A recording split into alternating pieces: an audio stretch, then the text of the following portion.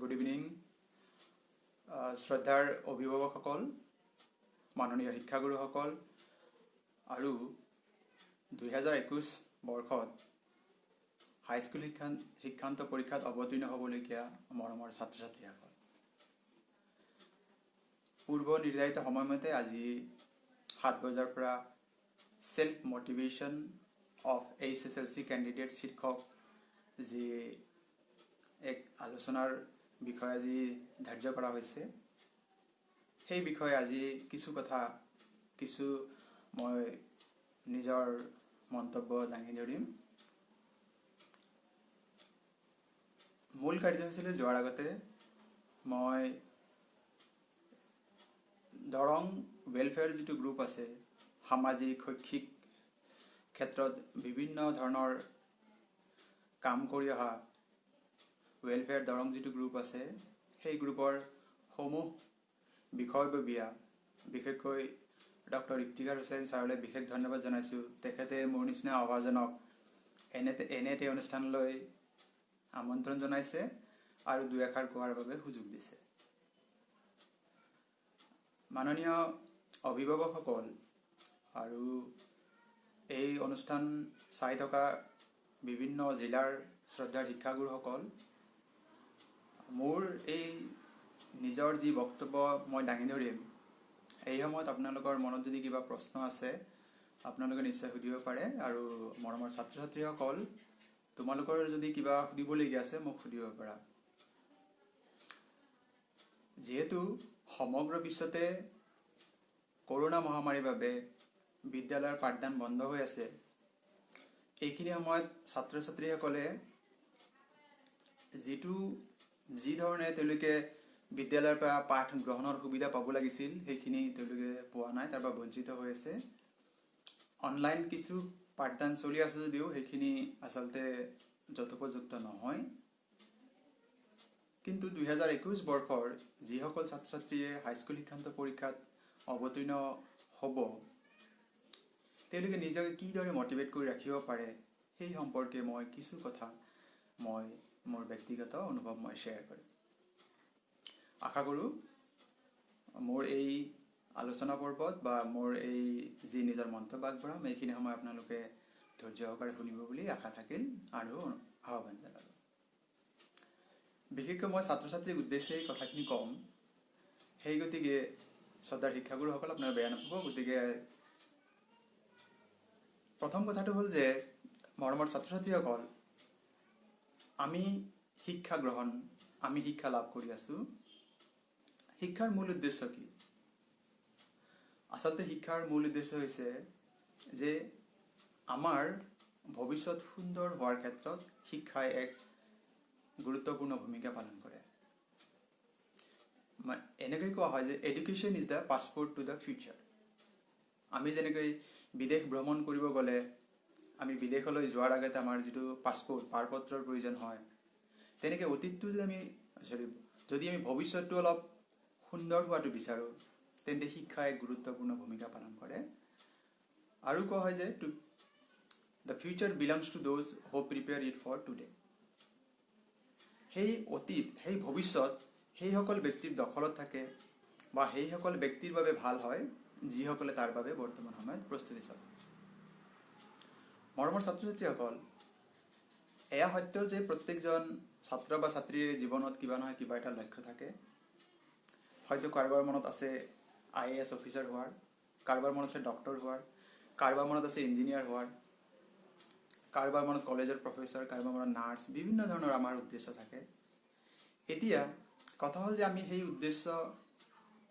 উদ্দেশ্যত আমি কিদৰে সফল হ'ম, সেইখিনি আমি আচলতে বৰ গুৰুত্বপূৰ্ণ কথা।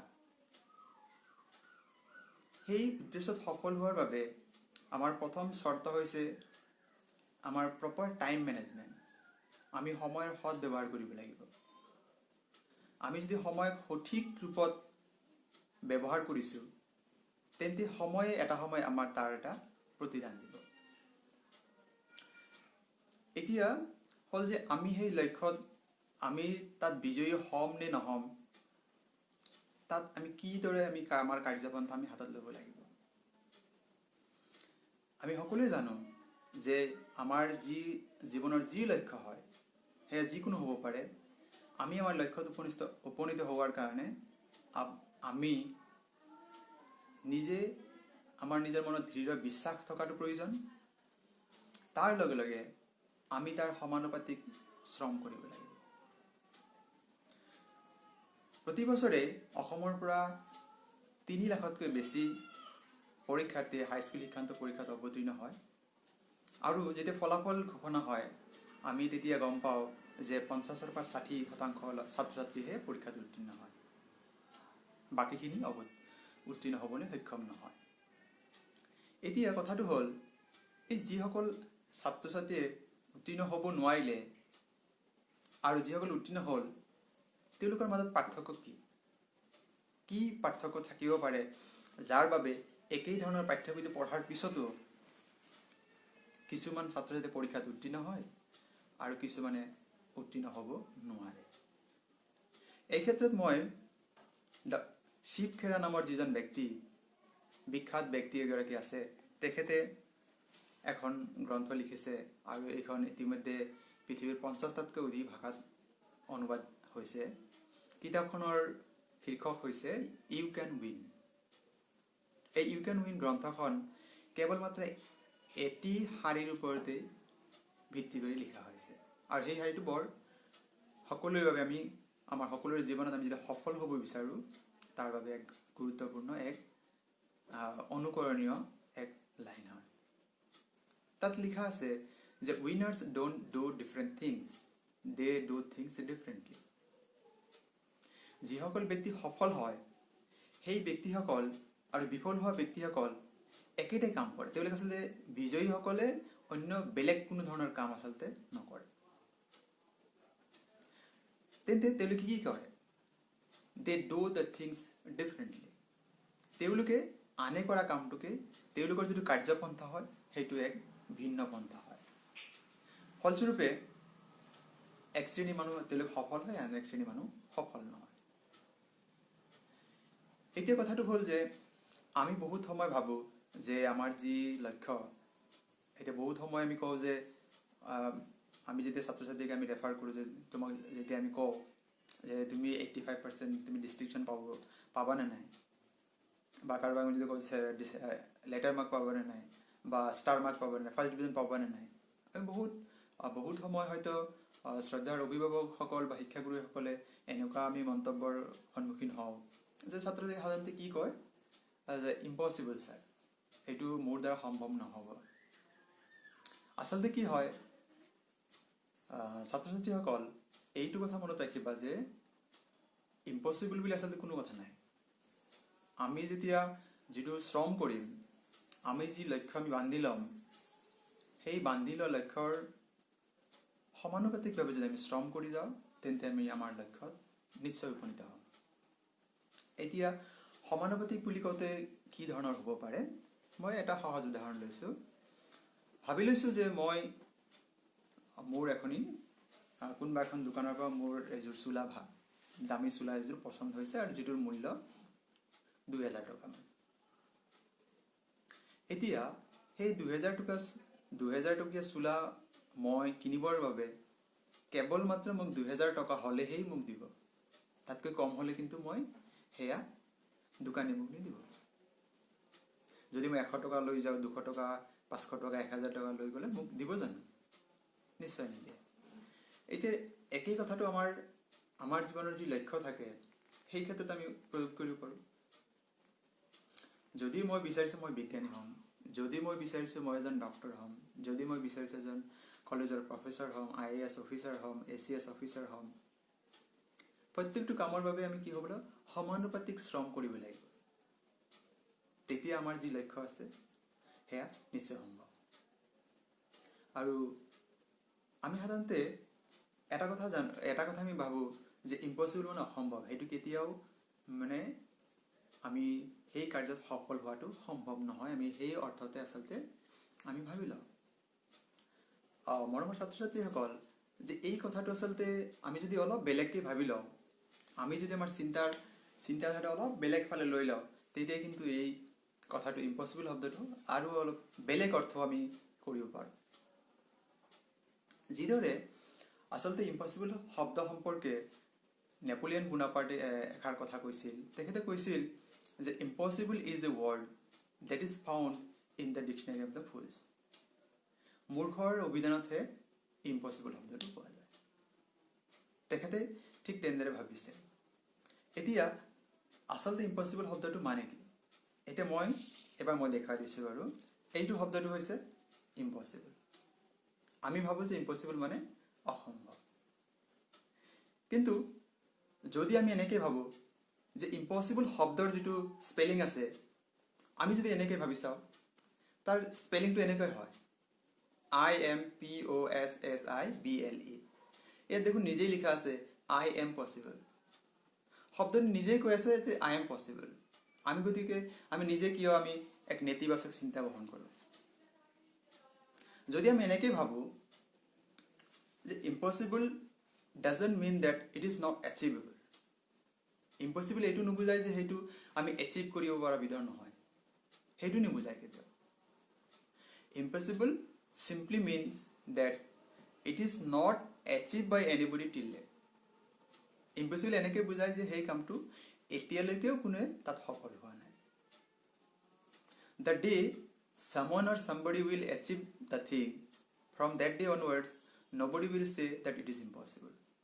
যিদিনাই কোনোবা ব্যক্তিয়ে সেই কামটোত সফল হ'ব, সেইদিনাৰ পৰা সেই কামটো আৰু কেতিয়াও ইম্পচিবল নহয়। আমি যদি এটা উদাহৰণ হিচাপে লওঁ, তেনজিং নৰ্গে মাউণ্ট এভাৰেষ্টত আৰোহণ কৰা প্ৰথম ব্যক্তি। তেনজিং নৰ্গে মাউণ্ট এভাৰেষ্ট আৰোহণৰ পূৰ্বে বহু ব্যক্তিয়ে মাউণ্ট এভাৰেষ্ট আৰোহণৰ বাবে চেষ্টা চলাইছিল, বহুতে মৃত্যুমুখত পৰিছিল। তেনজিং নৰ্গে মাউণ্ট এভাৰেষ্ট আৰোহণৰ পিছত এতিয়া কোনোবাই জানো ক'ব যে মাউণ্ট এভাৰেষ্ট আৰোহণ কৰাটো অসম্ভৱ? নিশ্চয় নহয়। তেনজিং নৰ্গেৰ পিছত বহু লোক, শাৰীৰিকভাৱে বিকলাংগ লোকো মাউণ্ট এভাৰেষ্ট আৰোহণ কৰিছে। ভাৰতৰ পৰা বাচেন্দ্ৰী পাল দ্বিতীয়বাৰৰ বাবে মাউণ্ট এভাৰেষ্ট আৰোহণ কৰিছে। শাৰীৰিকভাৱে বিকলাংগ বহুত মানুহ মাউণ্ট এভাৰেষ্টত আৰোহণ কৰিছে। অক্সিজেন নোহোৱাকৈ বহুতে যাব তাতে ভয় কৰে। ফু দৰ্জী নামৰ ব্যক্তিজনে অক্সিজেন নোহোৱাকৈ মাউণ্ট এভাৰেষ্ট আৰোহণ কৰিছে। গতিকে এতিয়া কিন্তু কোনেও নকয় যে মাউণ্ট এভাৰেষ্ট আৰোহণ কৰাটো ইম্পচিবল হয়। এতিয়া কিন্তু সকলোৱে ভাবে পচিবল হয়। ঠিক একেদৰে আন এটি উদাহৰণ লওঁ বাৰু। আমি জানো যে নীল আৰ্মষ্ট্ৰং চন্দ্ৰপৃষ্ঠত ভৰি দিয়া প্ৰথম ব্যক্তি। তেখেত চন্দ্ৰপৃষ্ঠত ভৰি দিয়াৰ পূৰ্বে মানৱ জাতিৰ বাবে এয়া অসম্ভৱ আছিল যে চন্দ্ৰপৃষ্ঠত ভৰি দিয়াটো। নীল আৰ্মষ্ট্ৰং হতে এডুইন এল্ড্ৰিন আৰু মাইকেল কলিছ নামৰ দুজন ব্যক্তিও চন্দ্ৰপৃষ্ঠলৈ গৈছিল। এতিয়া কথাটো হ'ল যে মাউণ্ট এভাৰেষ্ট চন্দ্ৰপৃষ্ঠত ভৰি দিয়াৰ পিছত নীল আৰ্মষ্ট্ৰং যেতিয়া ভৰি দিলে, এতিয়া মানৱ জাতিৰ বাবে এয়া অসম্ভৱ হৈ থকা নাই। এইটো ইম্পচিবল নহয় এতিয়া। গতিকে আমি সদায় এটা ইতিবাচক চিন্তা লৈ আমি আমাৰ লক্ষ্যৰ ফালে আগবাঢ়িব লাগে। তেতিয়া আমাৰ যি লক্ষ্য আছে আমি নিশ্চয় তাত আমি সফল হ'ব পাৰিম। এতিয়া এই লক্ষ্যত উপনীত হোৱাৰ ক্ষেত্ৰত আমি বহুত সময় আমাৰ যিটো কাৰ্যপন্থাত আমাৰ কিছু ভুল থাকি যায়। আমি বহুত সময় আমাৰ ৰং মেথডৰ কাৰণে আমি নোৱাৰোঁ। বহুত সময় আমি বিশেষকৈ ছাত্ৰ ছাত্ৰীসকলক এইটো অসুবিধা হয় বা তেওঁলোকৰ যিটো ভুল পদ্ধতি বা নেতিবাচক চিন্তাই বহুতখিনি ক্ষতি কৰে। এতিয়া আমি যদি ভাবোঁ যে এনেকুৱা হয় যে আমি নিজৰ যি লক্ষ্য, আমি যিটো নিজৰ এইম বুলি ভাবি লৈছোঁ, এই ক্ষেত্ৰত কিছু বাধা আমাৰ জীৱনত আহিবই। There are lots of obstacles are there on the way to reach the destination। কিন্তু সেইবুলি আমি আমাৰ যিটো লক্ষ্যস্থান পাওঁতে আমি যাত্ৰা পথত আমি বহুত বাধা বিঘিনিৰ সন্মুখীন হ'ম। কিন্তু আমি বাধা বিঘিনিখিনি আমি তাক অতিক্ৰম কৰাৰ এক মানসিকভাৱে আমি দৃঢ় সংকল্প থাকিব লাগিব। তেতিয়া আমি নিশ্চয় আমাৰ লক্ষ্যত উপনীত হ'ম।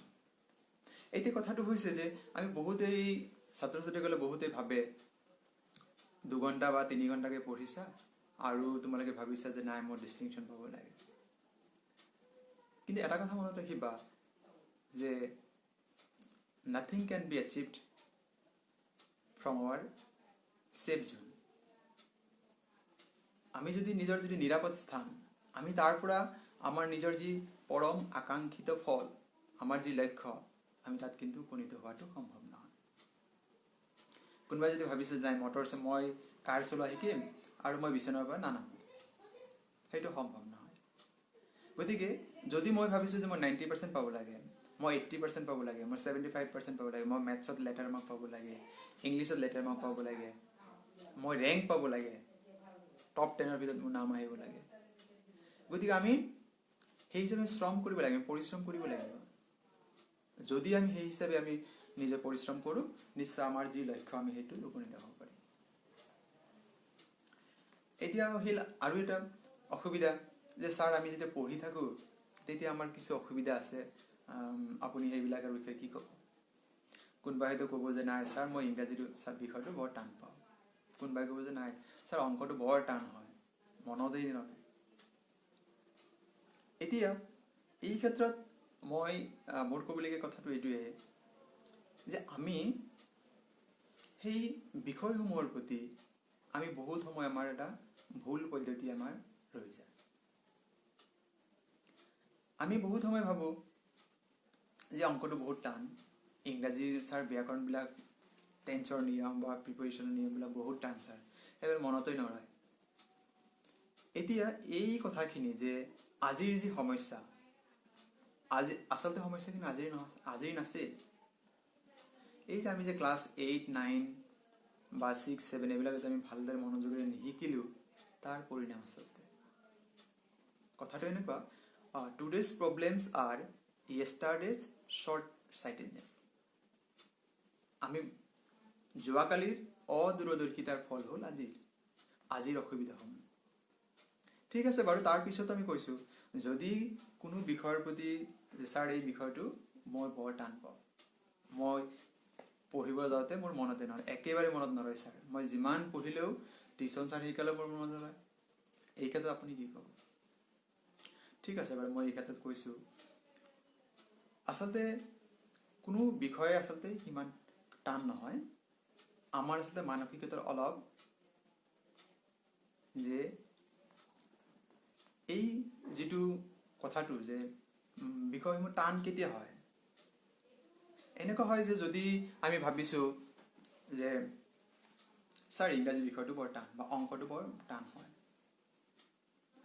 বিষয়সমূহ এনেকুৱা হয় যে এটা কাহিনীৰ লগত আমি মিলাই দিওঁ। এনেকুৱা হয় এজন বাটৰুৱা ক'ৰবালৈ গৈ আছে, গৈ থাকোঁতে দেখা পালে যে এটা প্ৰকাণ্ড হাতী মানে মিহি শিকলি এডালে বান্ধি থোৱা আছে। তেতিয়া আৰু তাত ওচৰত মাউতজন আছে। তেতিয়া বাটৰুৱাজনে মনৰ উৎসুকতা দমন কৰিব নোৱাৰি মাউতজনক সুধিলে, আপুনি যে প্ৰকাণ্ড হাতীটো ইমান মিহি শিকলি এডালে বান্ধি ৰাখিছে, ই ছিঙি নাযাব নেকি? তেতিয়া মাউতজনে ক'লে নাই, নোৱাৰে। বাটৰুৱাজনৰ আৰু অলপ উৎসুকতাটো বাঢ়িল, কিনো কাৰণ হ'ব পাৰে। তেতিয়া ক'লে যে আপুনি ইমান কিদৰে নিশ্চিত হ'ব পাৰে যে হাতীটো এইটো ছিঙি যাব নোৱাৰে? তেতিয়া মানুহজনে ক'লে আচলতে কি হ'ল, এই প্ৰকাণ্ড হাতী যেতিয়া কেঁচুৱা আছিল, সৰু আছিল, তেতিয়া মই এই মিহি শিকলিডালে বান্ধি ৰাখিছিলোঁ। তেতিয়া যে ছিঙিব পৰা নাই, তাৰপিছত ই চেষ্টাই কৰা নাই। ঠিক আমি বিশেষকৈ ছাত্ৰ ছাত্ৰীসকলে এইটো হয় যে কোনোবা পৰ্যায়ত 6, 7, 8 কোনোবাই হয়তো অংকটো টান পাইছিল, তাৰপিছত চেষ্টাই কৰিছোঁ, হয়তো চেষ্টা কৰিলে সেইটো ছাবজেক্ট সহজ হৈ গ'লহেঁতেন। এতিয়া হয়তো যদি চেষ্টা কৰিলে, যেনেকৈ হাতীটোৱে যদি চেষ্টা কৰে সি শিকলিডাল ছিঙি দিব পাৰিব। গতিকে ছাত্ৰ ছাত্ৰীসকল কোনো বিষয় সিমান টান নহয়, গতিকে তোমালোকে নিজৰ মনোবল দৃঢ় কৰি ৰাখা আৰু একাগ্ৰচিত্তে তোমালোকে নিজৰ যি লক্ষ্য আছে সেয়া চেষ্টা কৰা, নিশ্চয় তোমালোকে সফল হ'বা। এতিয়া আহিছোঁ যে একাগ্ৰচিত্তে কিদৰে কাম কৰে। আমি বহুত সময় অভিভাৱকসকলৰ পৰা আমি এইটো শুনা পাওঁ যে ছাৰ মোৰ ল'ৰা বা ছোৱালীজনী পঢ়া সময়ত আকৌ মোবাইলটোৰ লগত ব্যৱহাৰ। এতিয়া পঢ়ি থাকোঁতে ঠিক আছে, কোনোবাই মোবাইল যদি শিক্ষামূলক যিটো উদ্দেশ্যত ব্যৱহাৰ কৰিছে ঠিক আছে বাৰু। এতিয়া যদি শিক্ষামূলক বিষয়ত নহয় তেন্তে তাৰ পৰা ক্ষতি হোৱাৰহে বেছি আশংকা থাকে, আৰু এইটো সত্য। গতিকে আমি যিমান পাৰোঁ মোবাইলটো আমি আমাৰ পৰা আঁতৰাই ৰাখিব লাগে, কাৰণ আমাৰ মনোযোগটো আমি পঢ়াত, কেৱল মাত্ৰ পঢ়াত যদি আমি মনোনিৱেশ কৰোঁ আমি নিশ্চয় সফল হ'ম। এই ক্ষেত্ৰত যদি মই এনেকেই কওঁ কথাটো যে এবাৰ আমি সকলোৱে জানো যে ভাৰতৰ মিছাইল মেন অফ ইণ্ডিয়া বুলি ক'লে ডক্টৰ APJ আব্দুল কালাম, তেখেতক আমি জানো, আৰু তেখেতক পিপুলছ প্ৰেচিডেণ্ট নামেৰেও জনা যায়। ভাৰতৰ পৃথিৱী, অগ্নি আদি মিছাইল মেনৰ সৃষ্টিৰ আঁৰত যিজন ব্যক্তিৰ সবাতোকৈ বেছি বৰঙণি আছে সেইজন ব্যক্তি হৈছে ডক্টৰ APJ আব্দুল কালাম। এই সফলতাৰ পিছত এবাৰ এজন সাংবাদিকে ডক্টৰ APJ আব্দুল কালামক কথা এষাৰ সুধিছিল, ছাৰ আপুনি যে যেতিয়া লেবৰেটৰীত সোমায় 15 ঘণ্টা, 16 ঘণ্টা, 18 ঘণ্টালৈকে আপুনি যেতিয়া কাম কৰে, আপোনাৰ বাহিৰা জগতৰ কথা মনত নপৰে নেকি? তেতিয়া ডক্টৰ APJ আব্দুল কালামে হাঁহি মাৰি উত্তৰটো দিছিল, আচলতে মোৰ পৃথিৱীৰ বেলেগ কথা মোৰ মনত নপৰে, তাৰ এটা কাৰণ আছে। তেওঁ ক'লে যে মোৰ আব্বাজানে বা মোৰ দেউতাই যেতিয়া মছজিদত প্ৰৱেশ কৰে তেতিয়া জোতা বা চেণ্ডেল বাহিৰত থৈ প্ৰৱেশ কৰিছিল। এতিয়া ঠিক তেনেদৰে মই যেতিয়া লেবৰেটৰীত যেতিয়া মই প্ৰৱেশ কৰোঁ, ময়ো তেতিয়া পৃথিৱীৰ যি বাকী চিন্তাবিলাক আছে, মোৰ এটাই মাত্ৰ তেতিয়া চিন্তা হয় যে মই মোৰ সেই মিছাইল সৃষ্টিতহে মই মনোনিৱেশ কৰিম। ঠিক তেনেদৰে তেওঁ লেবৰেটৰীত প্ৰৱেশ কৰে বুলি কৈছে। গতিকে এইটো তোমালোকৰ যেতিয়া যিটো লক্ষ্য যে মোক ছাৰ পজিশ্যন লাগে, মোক ষ্টেণ্ড 90% প্লাছ লাগে, ছাৰ মোৰ ডিষ্টিংশ্যন লাগে, মোক ষ্টাৰ মাৰ্ক লাগে, এই ক্ষেত্ৰতো তোমালোকে নিশ্চয় সফল হ'ব পাৰিবা যদিহে তোমাৰ সেই পঢ়াৰ যিটো মনোযোগ কেৱল মাত্ৰ তোমাৰ পঢ়াতহে মনোনিৱেশ থাকে। আৰু তেতিয়া তোমালোকৰ যি ভাবিছা যে মোৰ ইমান % লাগে, নিশ্চয় সেই বিষয়ে তোমালোকে সফল হ'ব পাৰিবা। এতিয়া তোমালোকে যে ভাবিছা যে ছাৰ আজি মেট্ৰিকৰ পৰীক্ষাৰ ওপৰত আপুনি ইমান কিয় গুৰুত্ব দি আছে? আচলতে আমাৰ প্ৰত্যেকটো পৰীক্ষা আমাৰ কাৰণে গুৰুত্বপূৰ্ণ হয়, আৰু হাইস্কুলৰ শিক্ষান্ত পৰীক্ষা এটা ফাউণ্ডেশ্যন হয়, আমাৰ কেৰিয়াৰ লাইফৰ এইটো এটা ফাউণ্ডেশ্যন হয়। যেনেকৈ খেৰিঘৰ যদি আমি ফাউণ্ডেশ্যন হিচাপে লওঁ, তাৰ ওপৰত ভিত্তি কৰি আমি RCC বনালে হ'ব জানো? নিশ্চয় নহয়। গতিকে আমাৰ ফাউণ্ডেশ্যনটো মজবুত হ'ব লাগিব, আমাৰ ভেটিটো মজবুত হ'ব লাগিব। তাৰপিছত আমি যদি আমাৰ ভেটিটো মজবুত আছে, আমি তাৰ ওপৰ ফালে আমি যিমান ইচ্ছা আমি বঢ়াই যাব পাৰিম। গতিকে তোমালোকে যেতিয়া নিজৰ পৰীক্ষাৰ বাবে প্ৰস্তুতি চলাই আছা, সেইটো তোমালোকৰ লাইফৰ ফাউণ্ডেশ্যন হিচাপে লৈ লোৱা। ফাউণ্ডেশ্যন হিচাপে যদি লোৱা তেন্তে বাকী পৰ্যায়বিলাক তোমালোকে সেই চিন্তা যদি তোমালোকৰ মগজুত আছে তেন্তে বাকী যিবিলাক কাম আছে সেইবিলাক তোমালোকে অনায়াসে কৰিব পাৰিবা। এতিয়া বহুত সময় দেখা যায় যে এই পঢ়ি থাকোঁতেই আমাৰ কিবা এটা বিষয় আমি টান বুলি ভাবোঁ, এটা বিষয়ৰ প্ৰতি ছাৰ মোৰ এই ছাবজেক্ট মই পঢ়িবই নোৱাৰোঁ।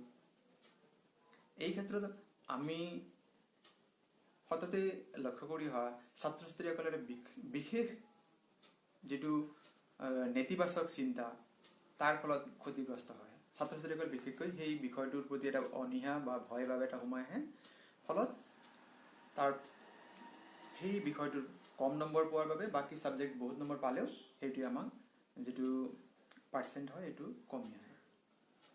এইটোত মই এটা কথা ক'ব বিচাৰিছোঁ, বেছিভাগ ছাত্ৰ ছাত্ৰীক যদি আমি শুনো যে তুমি কোনটো ছাবজেক্ট টান পোৱা? ছাৰ ইংৰাজী। কোনোবাই ক'ব নাই ছাৰ মই অংকটো টান পাওঁ, কোনোবাই বিজ্ঞান, কোনোবাই ছাৰ সমাজ বিজ্ঞানটো ছাৰ ইমান টান, ছাৰ ইমান দীঘলীয়া, পঢ়ি শেষেই কৰিব নোৱাৰে। ঠিক আছে, তেতিয়া মই সুধোঁ যে তোমালোকে কেনেকৈ পঢ়া? ছাৰ ইংৰাজীটো ডেইলি ওলাওঁ বা অংকটো মই ওলাওঁ, কিন্তু পঢ়িব মন নাযায়, লাহেকৈ ঠেলি দি মই বেলেগ যিটো মই সহজ পাওঁ সেইটোহে আমি পঢ়োঁ। এতিয়া প্ৰশ্নটো হ'ল যে কোনোবা এটা বিষয় যিটো মই টান পাওঁ, সেই বিষয়টো যদি মই লাহেকৈ মোৰ পৰা আঁতৰাই দিওঁ, ই জানো নিজে নিজে সহজ হৈ উঠিব? সহজ হৈ উঠাটো কোনো কথাই নাই।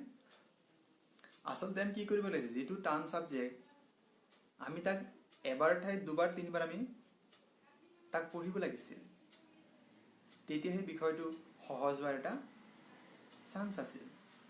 কিন্তু বেছিভাগকৈ দেখা যায় যে নাই, অংক আৰু বিজ্ঞান, গণিত এইকেইটা ৰাতিপুৱা বা সন্ধিয়া কোনোবা মাকৰ ধমকিত বা দেউতাকৰ ধমকিত সন্মুখত লোৱাৰ পিছতো লাহেকৈ ঠেলি দিয়া হয়।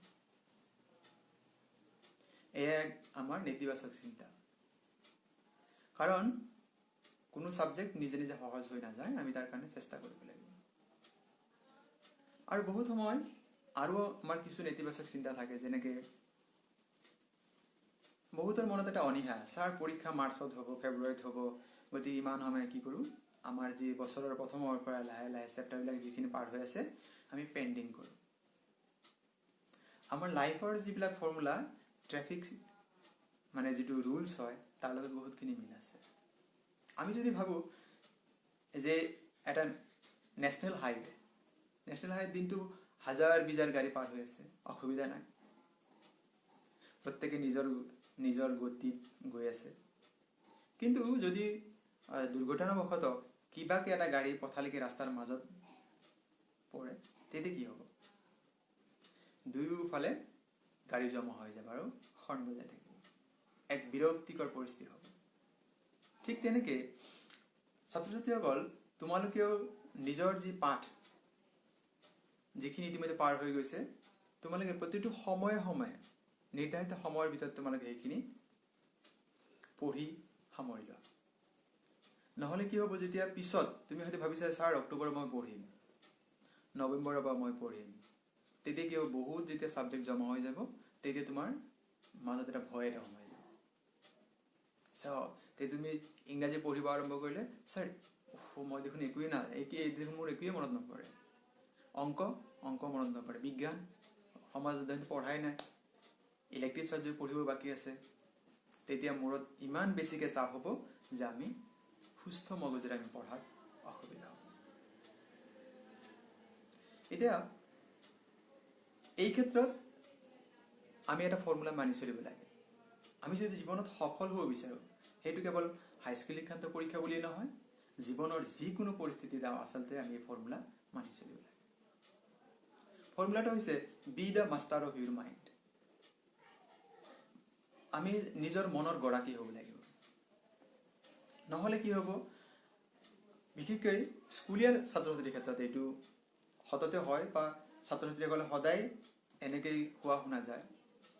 আমি যদি কেতিয়াবা ছাত্ৰ ছাত্ৰীক এনেকৈ কওঁ যে পঢ়া আৰম্ভ কৰিছে, ছাৰ আজি ছাৰ ৰবিবাৰ, নেক্সট সোমবাৰৰ পৰা ছাৰ পঢ়িম ছাৰ। কাৰণ মনে আমাক সদায় বুৰ্বক বনায়। কাৰণ আমি মনৰ যদি গৰাকী নহওঁ, মনে আমাক বুৰ্বক বনাব। সোমবাৰে আকৌ সুধিলে, ছাৰ নাই 1 তাৰিখৰ পৰা একদম পাক্কা কছম ছাৰ,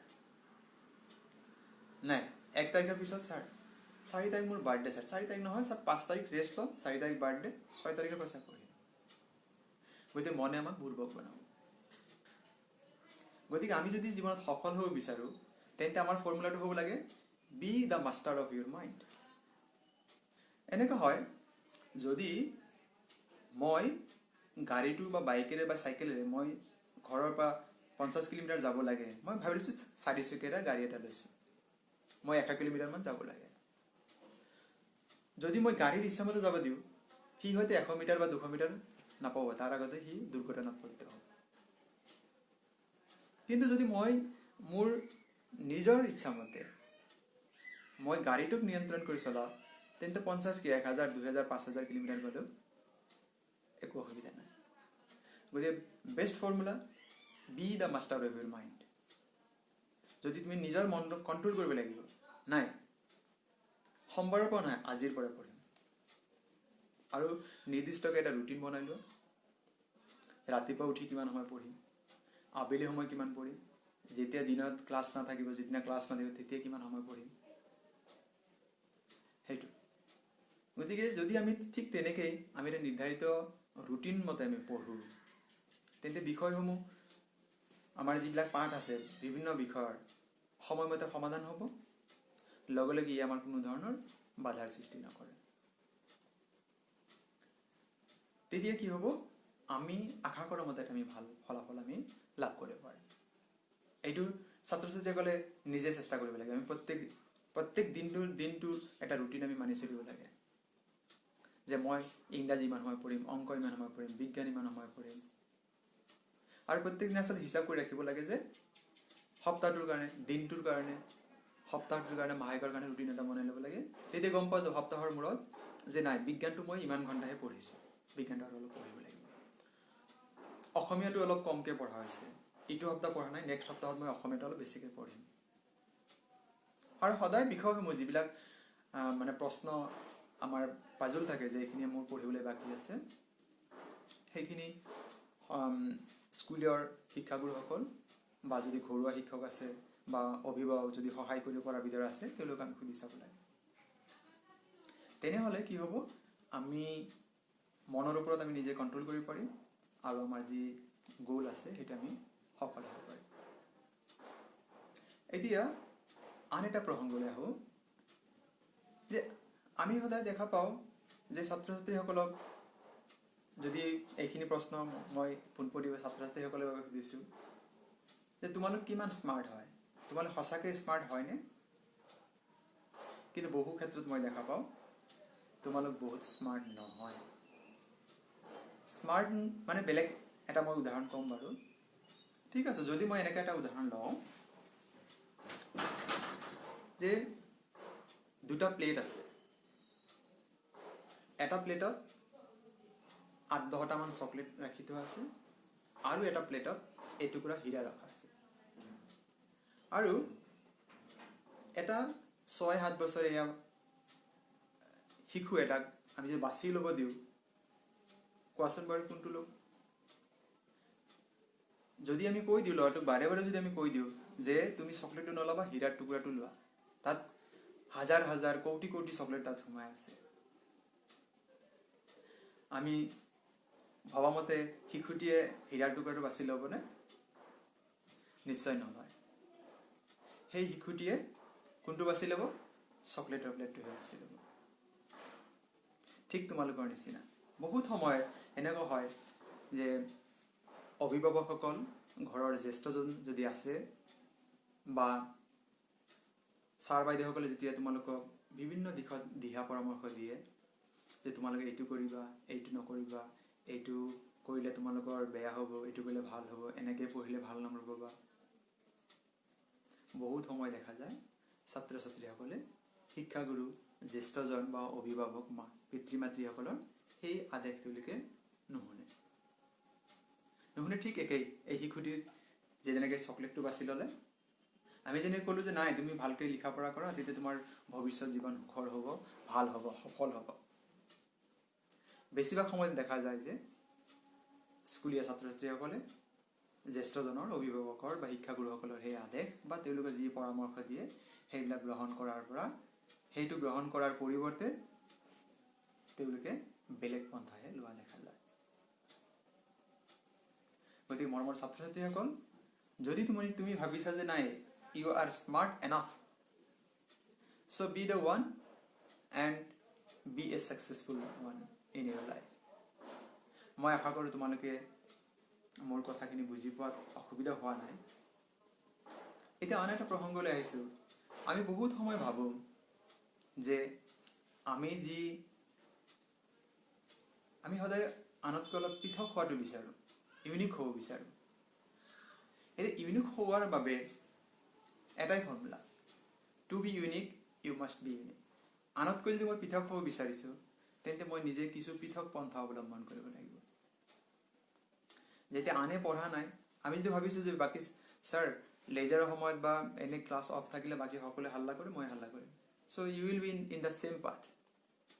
যদি এনেকুৱা কৰা যে বাকী সকলোৱে হাল্লা কৰি আছে, তুমি হাল্লাৰ পৰিৱৰ্তে তুমি নিজে নিজে অলপ নিজে কিতাপটো মেলি চাইছা বা স্কুলৰ যি লাইব্ৰেৰী আছে তাতে গৈ তুমি অলপ সময় পঢ়িছা, ঠিক এনেদৰে যদি কৰা, তেন্তে এটা সময় কি হ'ব, as you are unique compare to others, So definitely you will be unique in your result also. ইতিমধ্যে মই উল্লেখ কৰিছোৱেই যে বিজয়ীসকলে বেলেগ কোনো কাম নকৰে, তেওঁলোকে আমি কৰা কামটোকেই এক ভিন্ন ৰূপত কৰে। আৰু সদায় আমি সেইকাৰণে মৰমৰ ছাত্ৰ ছাত্ৰীসকল, তোমালোকে নৱম শ্ৰেণীত এটা কবিতা পঢ়ি আহিছা ৰবাৰ্ট ফ্ৰষ্টৰ দ্য ৰোড নট টেকেন।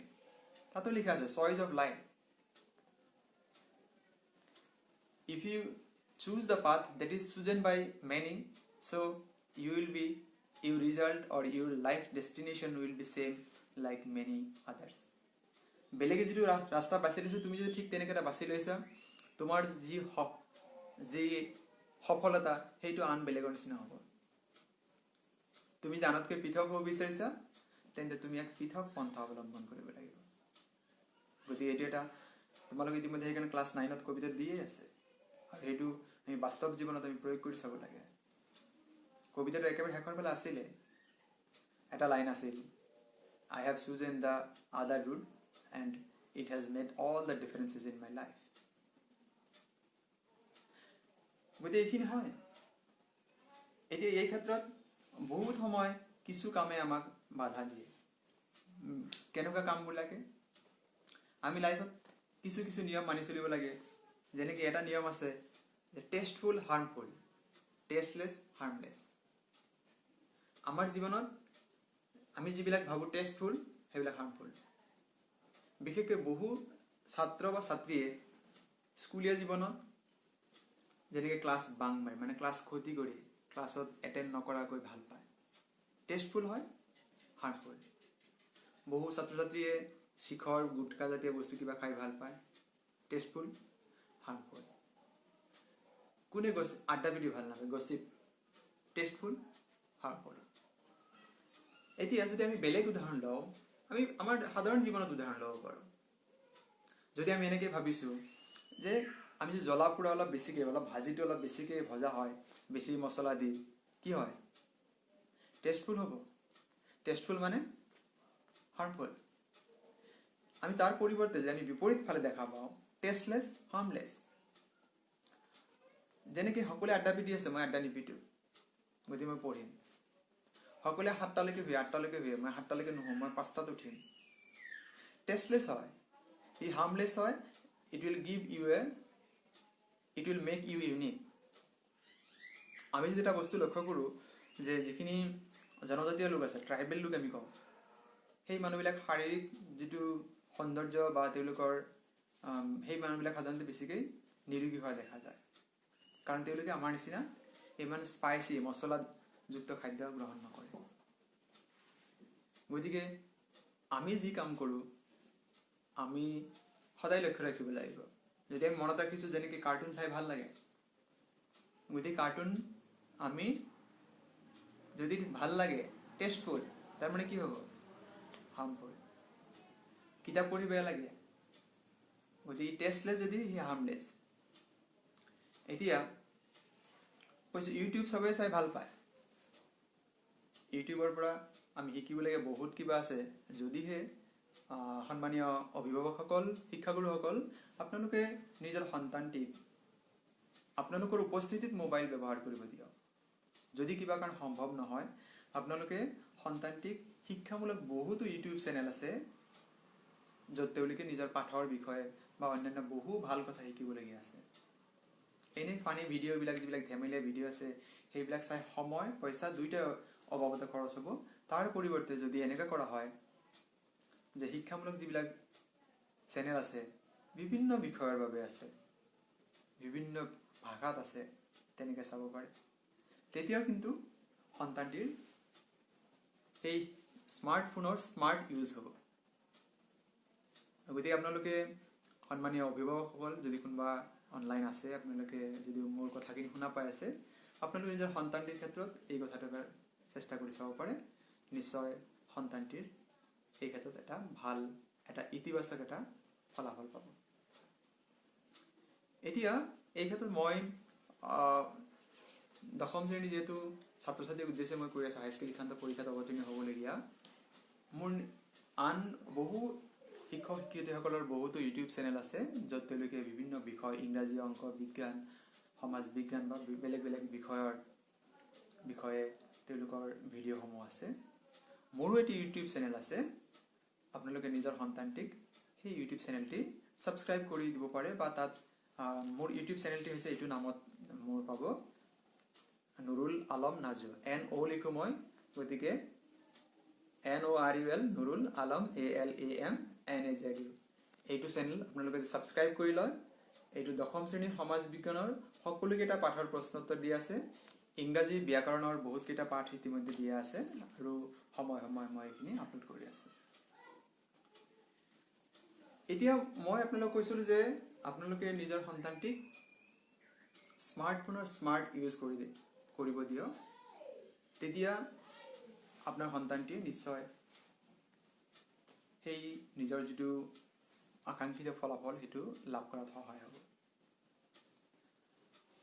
মৰমৰ ছাত্ৰ ছাত্ৰীসকল, মই আন এটা কথা তোমালোকক ক'ব বিচাৰিছোঁ যে এই ইমান সময় মই যিমানখিনি কথা ক'লোঁ, সকলোখিনিৰ মূল উদ্দেশ্য হৈছে যে আমাৰ যিটো লক্ষ্য,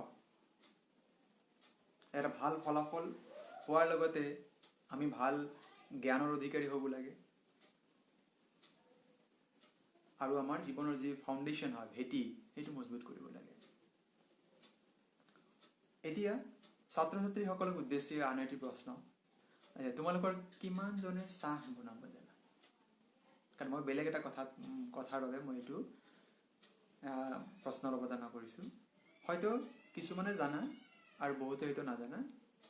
এতিয়া কথাটো হৈছে এনেকুৱা যে চাহ বনোৱাৰ বাবে আমি প্ৰথমতে চাহ চচপেনত পানীখিনি উতলাব লাগে।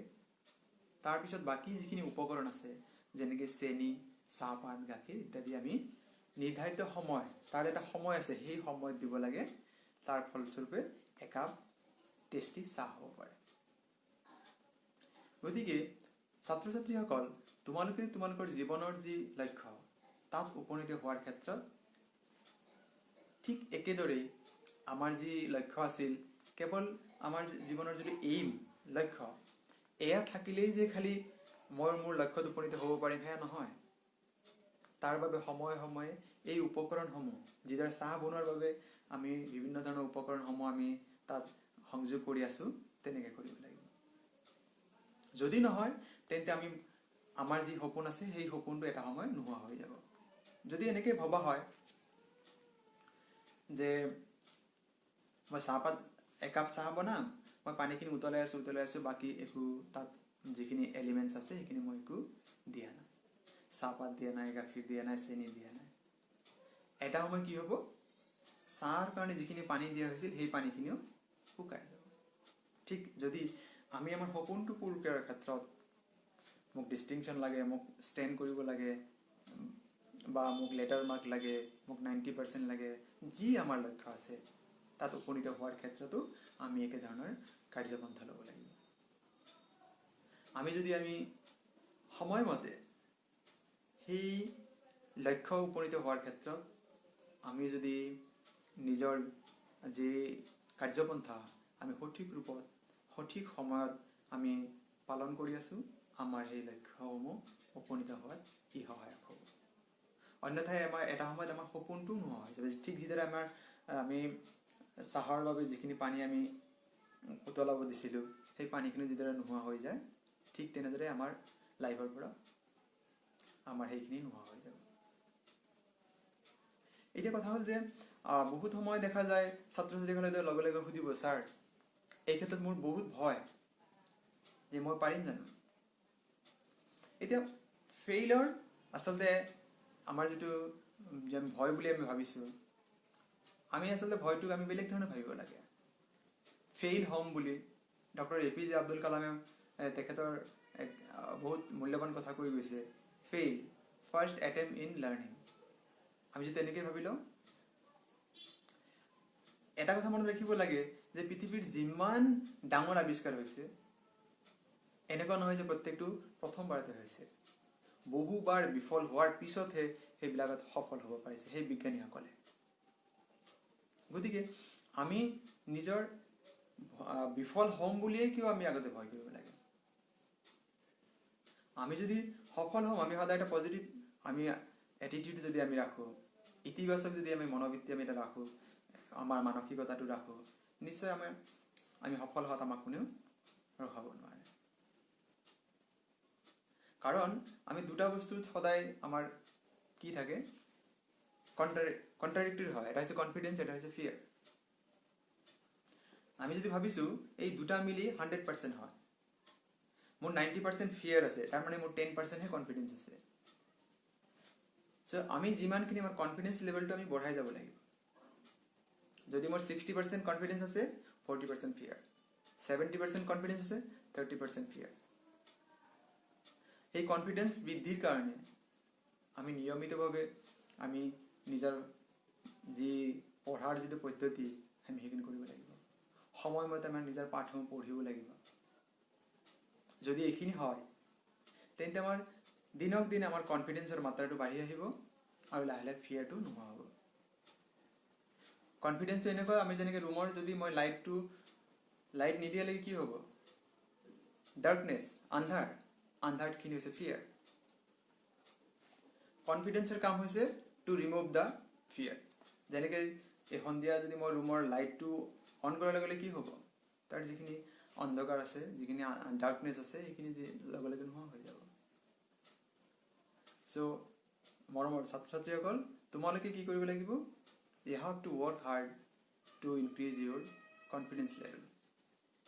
আৰু যিমানে কনফিডেন্স লেভেল বঢ়াই যাবা, তেতিয়াই তোমাৰ কি হ'ব, যিটো মনৰ মাজত যিটো ভয়, এইটো মই নোৱাৰিম, এনেকুৱা নহ'ব, সেই অসুবিধাসমূহ আমাৰ মাজৰ পৰা দূৰ হৈ যাব।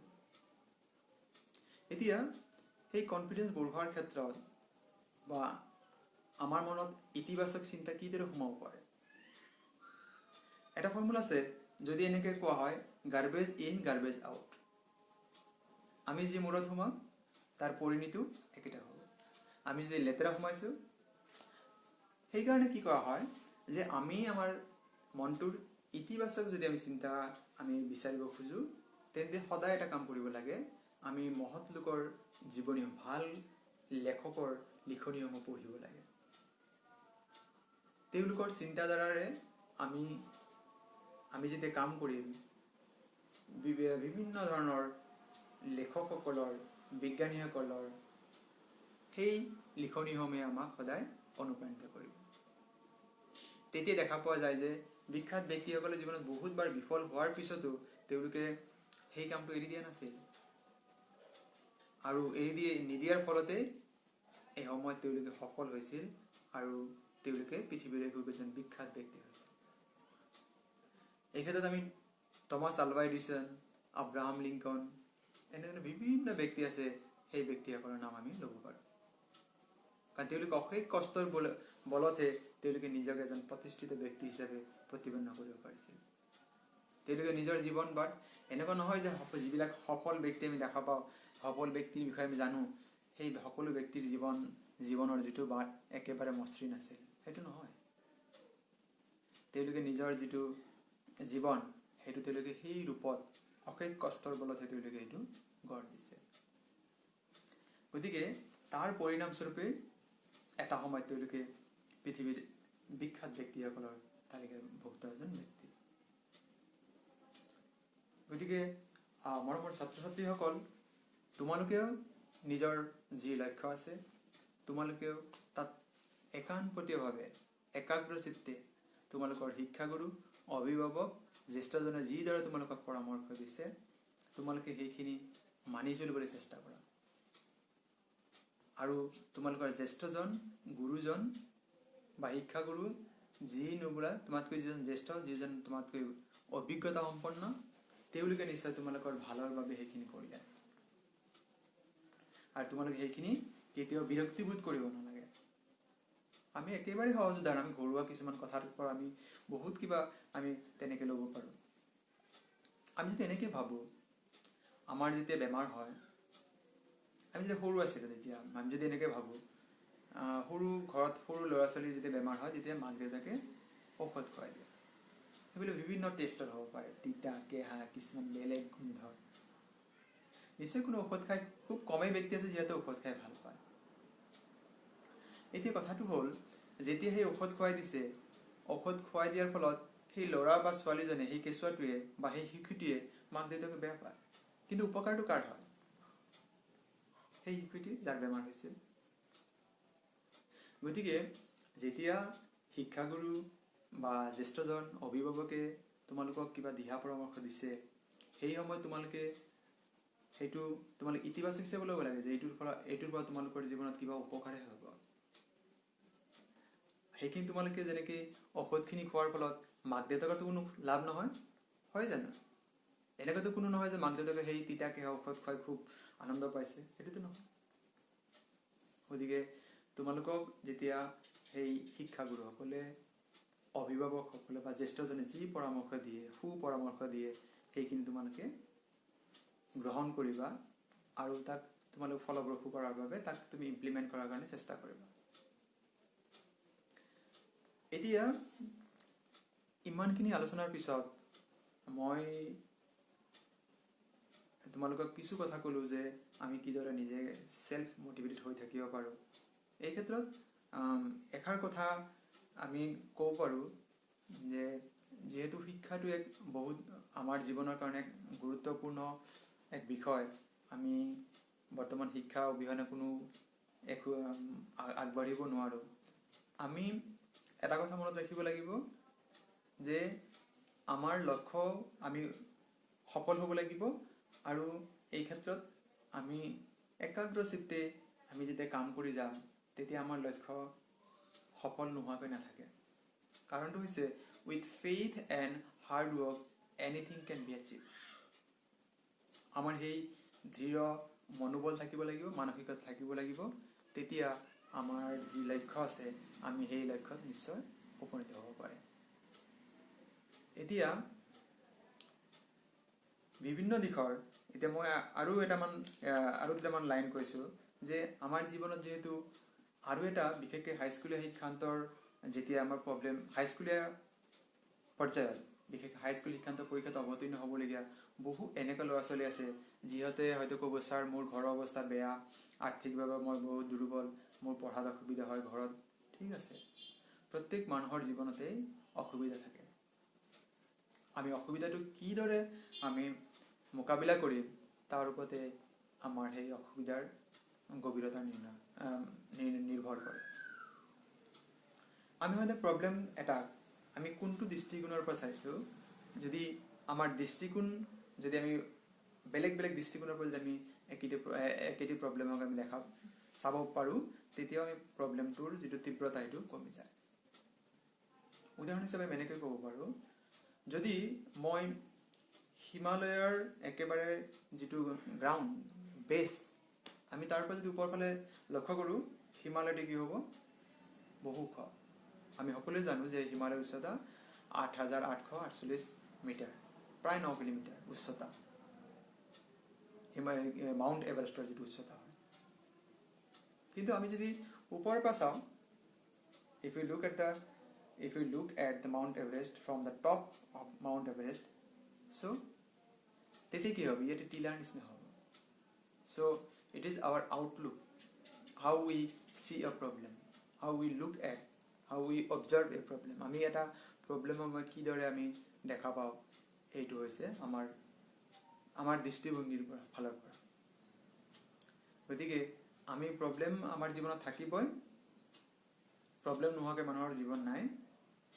প্ৰত্যেক মানুহৰ জীৱনতে প্ৰব্লেম আছে, খালি আমি তাক তাৰপিছত আমি এনেকুৱা নহয় যে প্ৰব্লেম আছে বাবে আমি বাকী সকলোখিনি বাদ দি ল'ম। যদি এনেকৈ ভাবোঁ যে মই আজি গুৱাহাটী যাব লাগে, যিহেতু মই যিটো ঠাইৰ পৰা কৈ আছোঁ, মঙলদৈৰ পৰা মই কৈ আছোঁ এতিয়া, যে ইয়াৰ পৰা গুৱাহাটীলৈ 70 কিলোমিটাৰ, আৰু মোৰ গাড়ী চলাবলৈ বৰ ভয়। যদি ৰাস্তাত এক্সিডেণ্ট হয়, সেইটো মোৰ গাড়ী চলাওঁতে মোৰ সেইটো ভয়, মোৰ সেইটো প্ৰব্লেম।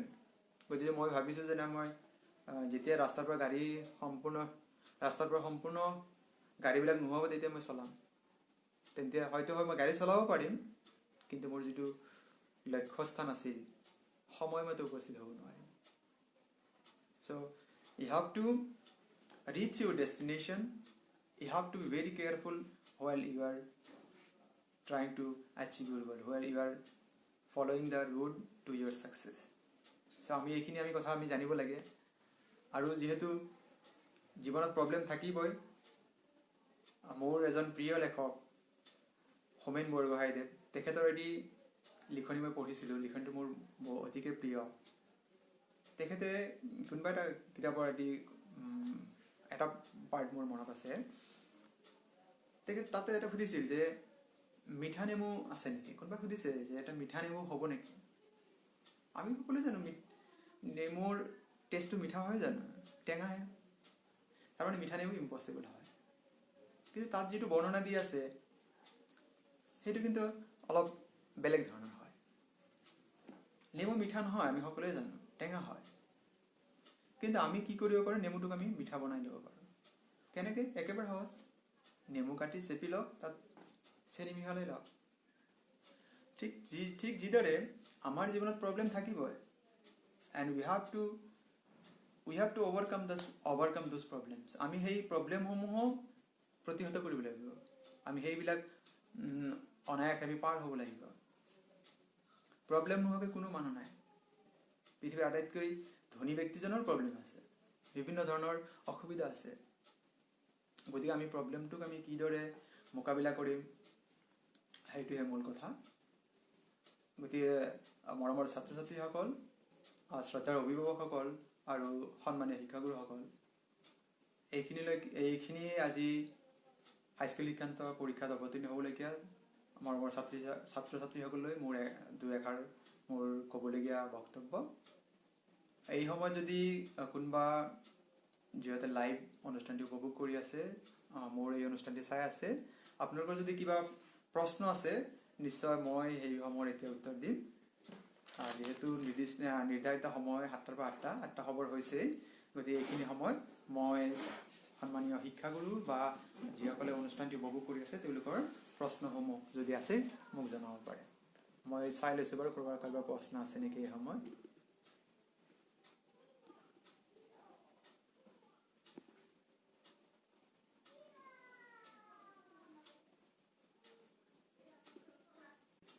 এটা প্ৰশ্ন আছে যে is it necessary to have aim in life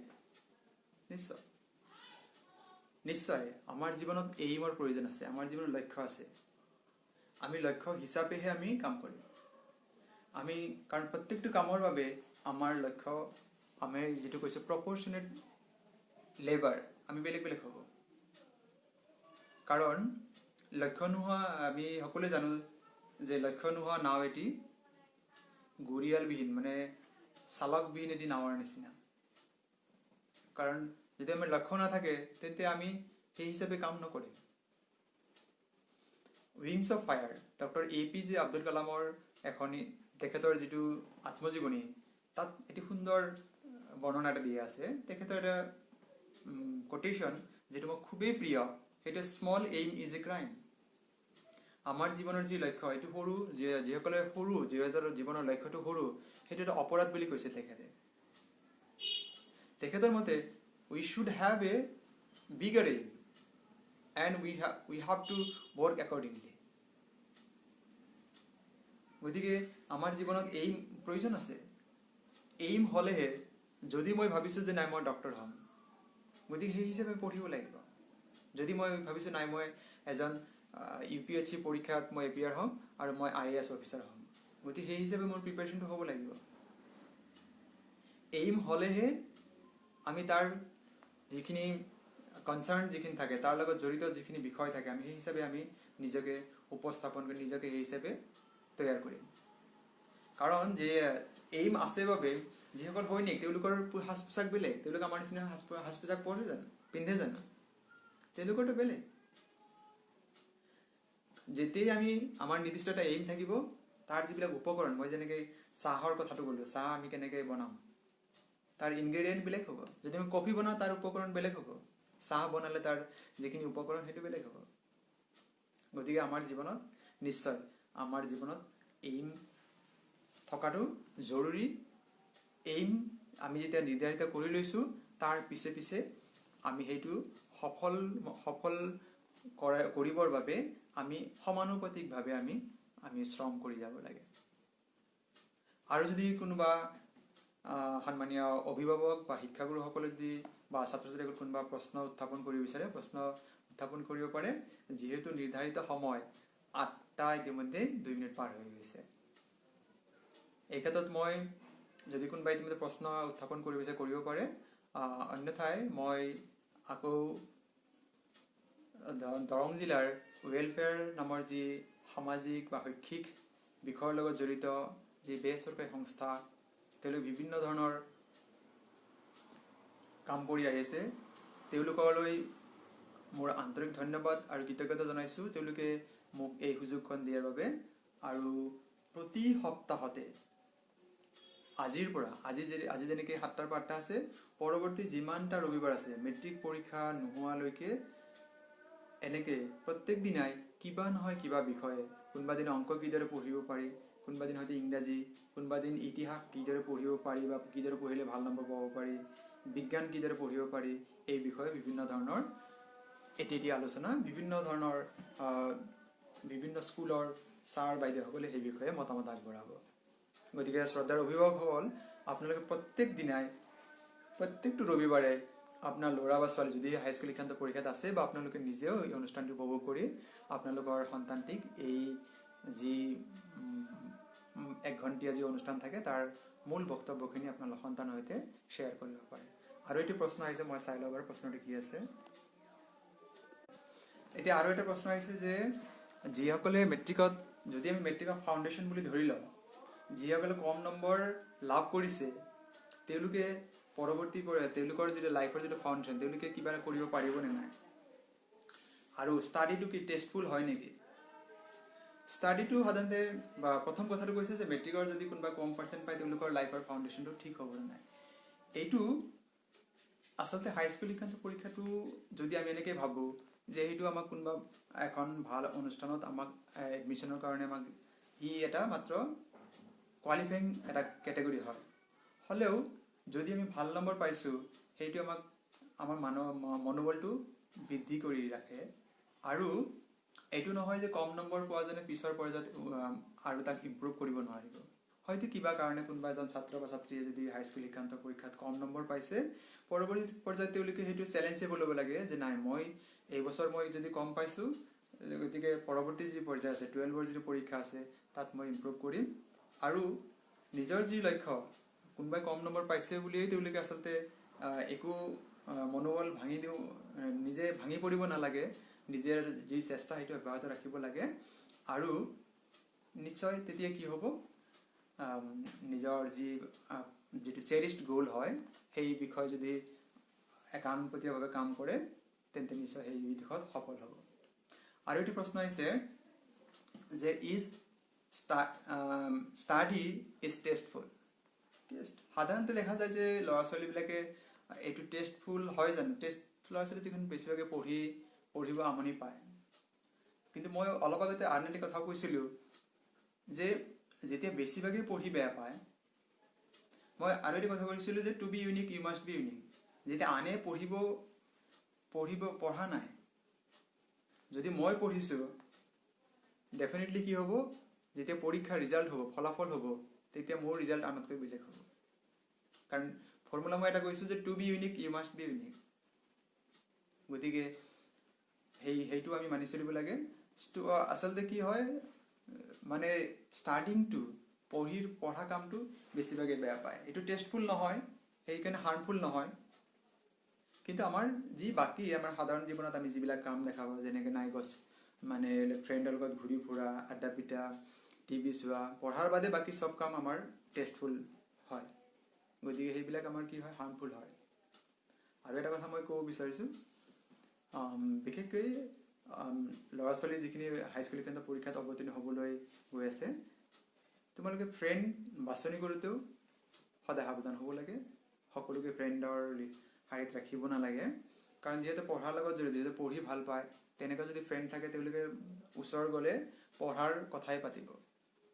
আৰু অন্যথাই কি হ'ব, তেওঁলোকে ক'ত কি নতুন মুভি আহিছে, কি নতুন গেজেট আহিছে বজাৰত, মানে টিকটক ভিডিঅ'ত কি আহিছে, সেইবিলাকৰহে খবৰ পোৱা যাব।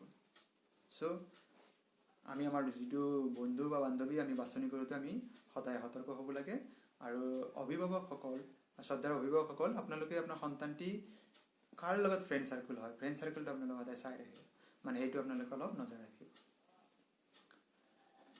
গতিকে ৱেলফেয়াৰ দৰং এই সংস্থাটিৰ সন্মানীয় বিষয়ববীয়াসকল, বিশেষকৈ শ্ৰদ্ধাৰ ডক্টৰ ইফতিকাৰ হুছেইন ছাৰ, তেখেতক আন্তৰিক ধন্যবাদ আকৌ জনাইছোঁ।